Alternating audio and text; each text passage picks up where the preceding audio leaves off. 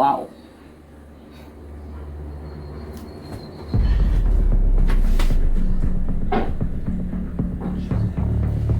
King, beg your pardon, please. Well, I think I need to go get myself a glass of water. Alright. And use the bathroom.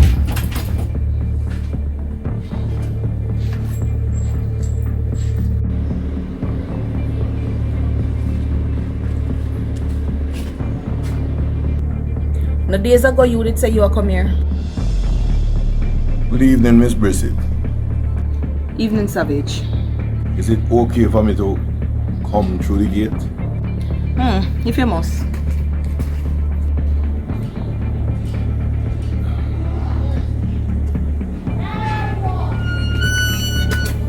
Stop this.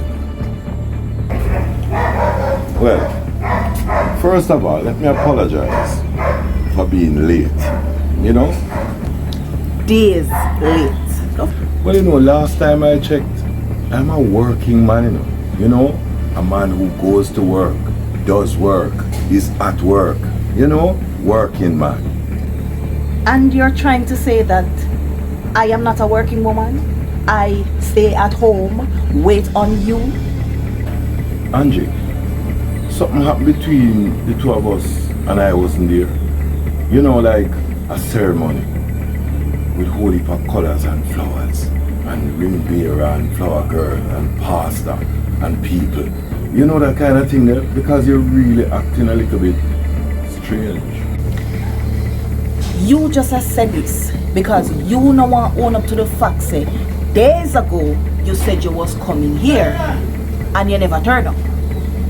Can we just get past this little matrimonial dispute that you seem to be having and get to the important thing? You know, that thing that you decided we should do with King and Minister and Top Ranking. Yeah, let's get to that and put this aside for me. Okay, what you find out so far? So, you get put out or their own place? Or you plan for us to stay here under the sycamore tree?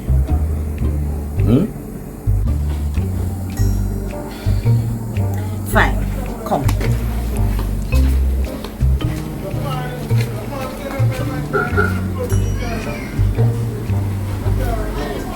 Yeah, tell me it's stay right.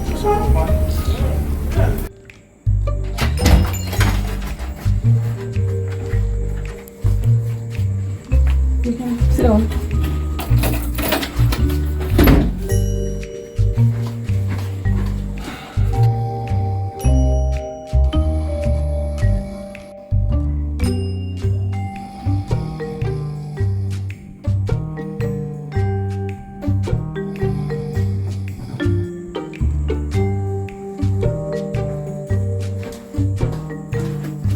Yes, Raymond, where were we?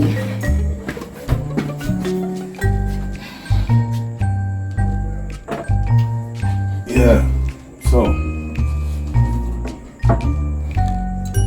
I would expect normally when I come here, you know, and you go down the passage, you come back with coffee, but clearly, coffee done.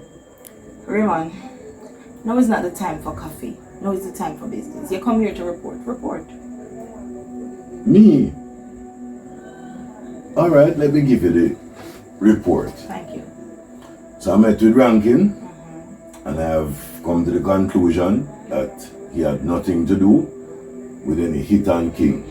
And I also convinced him that the story that King had, you know, brought some people in to kill his nephew was a police matter that King had nothing to do with outside of the community. So don't worry about that. So how you know Rankin never have nothing to do with it? Because clearly, he was the one that was instigating that a king bring in police. Suffice it to say, in my line of work and my experience with, let me say, the ground, I have found ways to discover the truth. And I convinced him, because yes, he had it in his mind, but I had changed his mind. And that's all you really need to know at this point.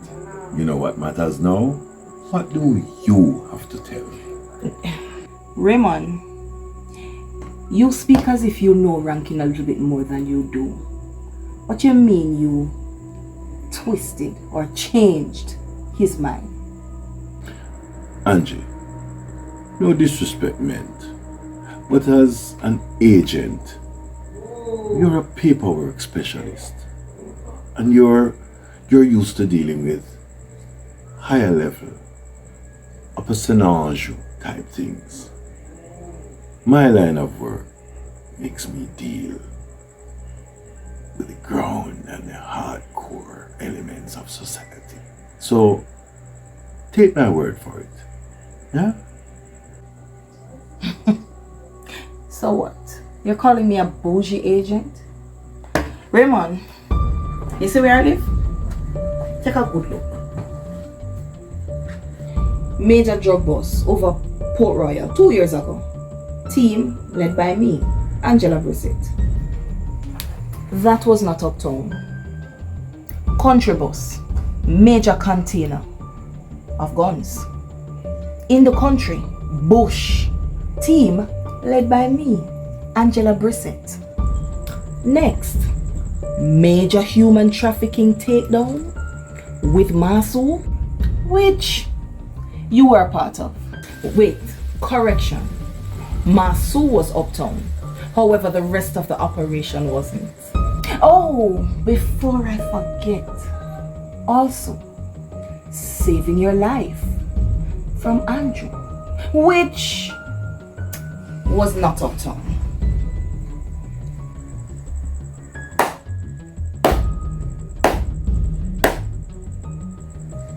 Well done, Angela Brissett.